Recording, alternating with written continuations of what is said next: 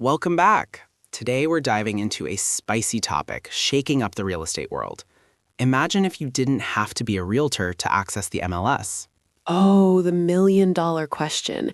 It's been the talk of the town lately. Exactly. And according to a new survey from Inman Intel, a lot of agents are asking, if I don't have to join, why would I? It sounds like a potential exodus is brewing, but as always, the devil is in the details. So let's look at the numbers.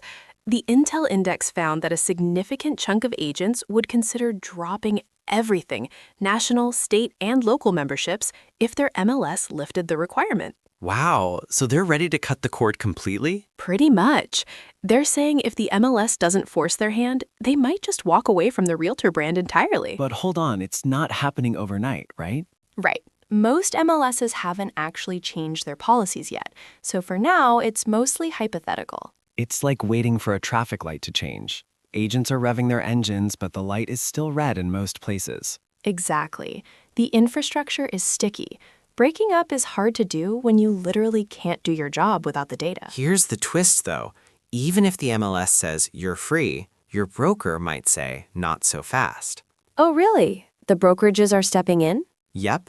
The survey found that some brokerages are plotting their own policies. If the MLS lifts the ban, the brokerage might just mandate membership themselves. So you escape one rule just to get hit with another. Classic. Why would brokerages do that, though? Why force agents to pay dues? Stability, mostly. The survey shows a lot of leaders think a mass exodus is bad for business. I get that. They want to maintain standards and probably fear the chaos of a fragmented industry. Right. They want to prevent a free-for-all, so they're planning to strongly encourage or force agents to stay put. Okay, so if I'm a broker trying to convince my agents to stay in NAR voluntarily, what's my pitch? The biggest selling point? The code of ethics. That makes sense. It separates the professionals from the part-timers, right? Exactly. It's the badge of honor. Agents generally agree that the ethical framework adds real value to their business. The other big argument is lobbying muscle.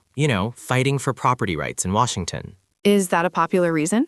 It's mixed. Some agents love the political clout. Others find it a bit divisive. I can see that. Politics is always a hot potato, but you can't deny the influence they have. Did the survey show any difference between the types of agents? Like, are indie agents different from the big guys? Huge difference. Agents at big non-franchises like Compass or EXP stood out. Interesting. In what way? They had different views on the value proposition compared to the traditional franchise or indie folks. The culture of the brokerage definitely shapes the opinion. And here's a fascinating nugget. Transaction volume changes your mind. You mean top producers think differently than rookies? 100%. The critiques that landed with high-volume agents were totally different from the lower-volume ones. That makes sense. If you're closing 50 deals a year, your needs from an association are way different than someone doing 2 deals. So what's the takeaway for leadership here? If you want to keep your agents in the association, one size does not fit all. You've got to tailor the argument. Pitch ethics to one group, lobbying to another, and business value to the top producers. Exactly. The landscape is shifting, and the because I said so argument isn't going to fly anymore.